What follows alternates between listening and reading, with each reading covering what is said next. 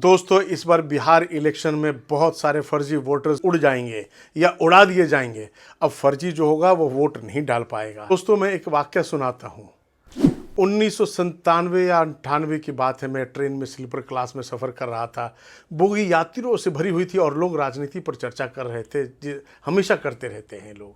हमारे बीच एक सज्जन बड़े गर्व से बोले, हमारा नाम 2 राज्यों की वोटर लिस्ट में है और हम दोनों जगह अपना दबदबा बनाए रखते हैं। मुझे यह सुनकर बेहद पीड़ा हुई।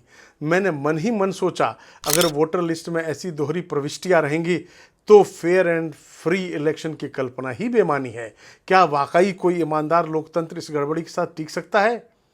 अब उस गड़बड़ी को ठीक करने का समय आ गया है। दोस्तों, 2025 में बिहार में जो हो रहा है वह इसी सुधार का हिस्सा है। भारत निर्वाचन आयोग ECI ने विशेष गहन पुनर्निरीक्षण यानी स्पेशल इंटेंसिव रिवीजन SIR की प्रक्रिया बिहार में शुरू की है। एक ऐतिहासिक निर्णय जो 2003 के बाद पहली बार लिया गया है।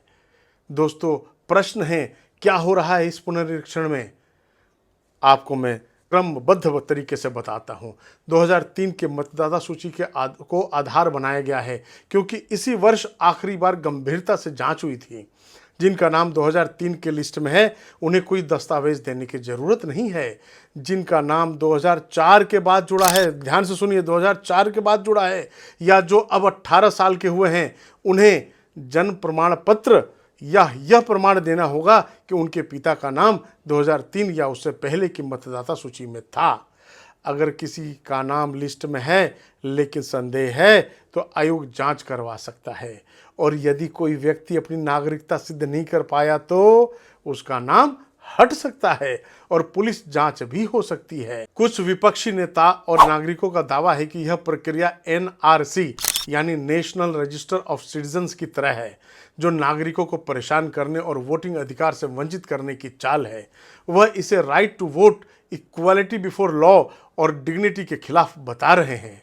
पर सच्चाई यह है कि यह प्रक्रिया वोटिंग अधिकार को खत्म नहीं करता बल्कि उसे सुरक्षित और स्वच्छ बनाने के लिए है। देश हित में दोस्तों क्यों जरूरी है यह विशेष पुनर्निरीक्षण? नंबर 1, फर्जी वोटर हटेंगे, डुप्लीकेट खत्म होंगे। नंबर 2, मृत या स्थानांतरित लोगों के नाम हटेंगे। नंबर 3, नए पात्र युवा वोटर जुड़ेंगे। नंबर 4, संवैधानिक मूल्यों में के अनुरूप एक व्यक्ति एक वोट एक पहचान होगी। नंबर 5, हर वोट की विश्वसनीयता बढ़ेगी। नंबर 6, घुसपैठियों और अवैध नागरिकों पर नियंत्रण होगा। फायदा सिर्फ सरकार को नहीं, हर भारतीय का है।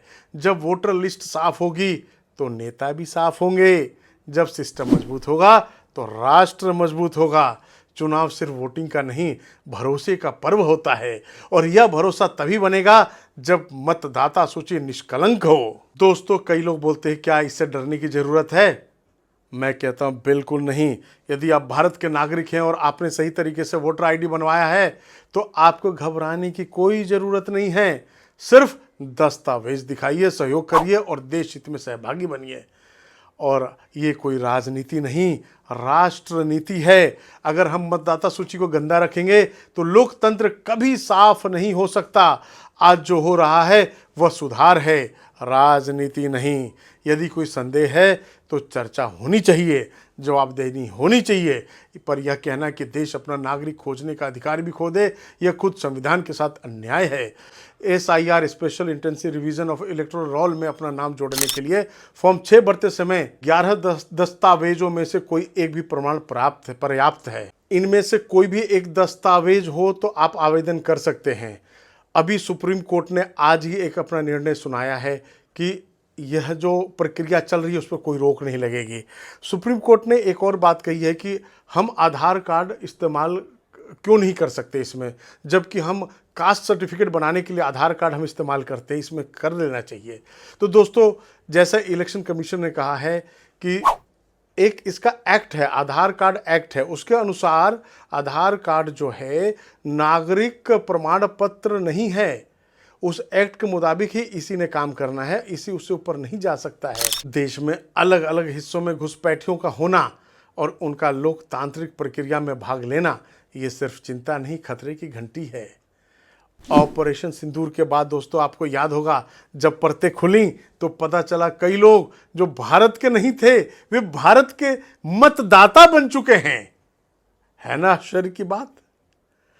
पिछले 15 सालों में कई सीमावर्ती जिलों की डेमोग्राफी बदल दी गई है और जिनके घर उजड़े दोस्तों वो आज भी लाचार हैं क्योंकि सरकार वहां किसी और की है और प्रत्यक्ष या परोक्ष रूप से घुसपैठियों की मदद कर रही है। ऐसा देखने में मिलता है।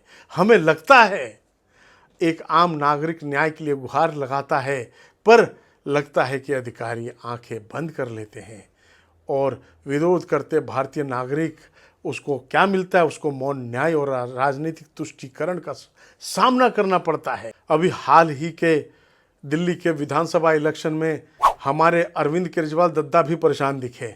जब दिल्ली में मतदाता सूची में बढ़ोतरी दिखी उनको शंका हुई और सवाल भी पूछा कि ये पूर्वांचली वोटर कैसे बढ़ गए।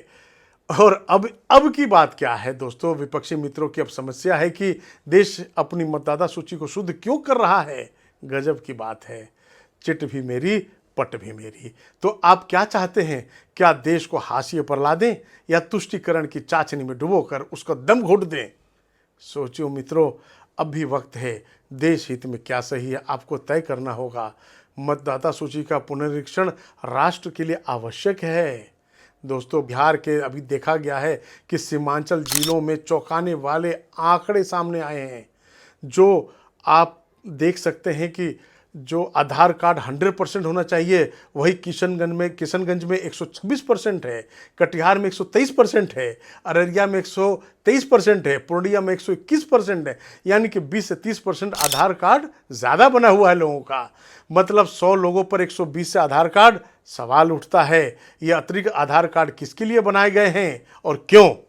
क्या यह घुसपैठ की कहानी है या कोई बड़ी प्रशासनिक लापरवाही। आधार जो पहचान का सबसे बड़ा प्रमाण है, क्या वही अब पहचान का खेल बनते जा रहा है। सवाल पूछना जरूरी है क्योंकि लोकतंत्र में हर वोट मायने रखता है। दोस्तों सर यानी स्पेशल इंटेंसिव रिवीजन की प्रक्रिया सही है और इसे रुकना नहीं चाहिए। सुप्रीम कोर्ट ने भी इस पर कोई रोक नहीं लगाई है क्योंकि खेत में जब अन्न उगता है उसके साथ खरपतवार भी उगाते हैं, पर किसान हार नहीं मानता। वो खरपतवार को साफ करता है ताकि अन्न शुद्ध, सशक्त और उपजाऊ बने। ठीक वैसे ही लोकतंत्र की जमीन पर अगर कोई गड़बड़ी है तो उसे साफ करना हमारी जिम्मेदारी है ताकि हर वोट पवित्र हो और हर आवाज़ असली हो। लोकतंत्र तब मजबूत तभी रहेगा जब हम सच के साथ खड़े रहेंगे। नमस्कार दोस्तों।